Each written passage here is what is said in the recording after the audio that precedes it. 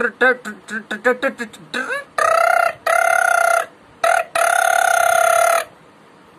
Hello. हाँ प्रणाम करे थियो जी। आगे थे क्या सब तब का हलचल हो गई? तो कहती सब ठीक है जी, छोड़ा फेल हो गलो मैट्रिक में कोची कहियो।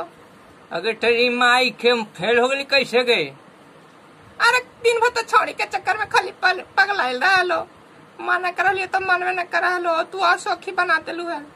अगर टेढ़ी के हम सौखी बनैली गे कि तू गए? तेरी माई के हम बता दू का गए बिगाड़ के ढर देने हम लड़का के तू दो चार पैसा कमाए का आइलू गे टेढ़ी के तोरा से लड़का न पढ़ू तेरी माई के है तो हमार कौन गलती है जे तू तो हमरा पापा जहाँ जब न तब फोन कर रहा था ऐसे कर रहा। तेरी माई के हम बतला दूगे। तू कुछ बतले, तू तो अपने फेल है तो लड़कवन कितना पढ़तो मत छिक्कन होतो।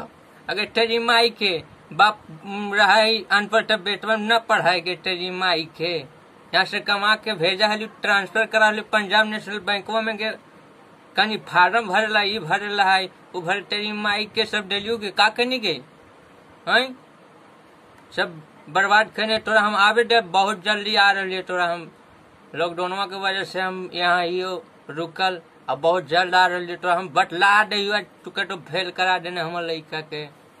अच्छा ठीक है आऊँ आओ का आवा न तोरा फुसला लो।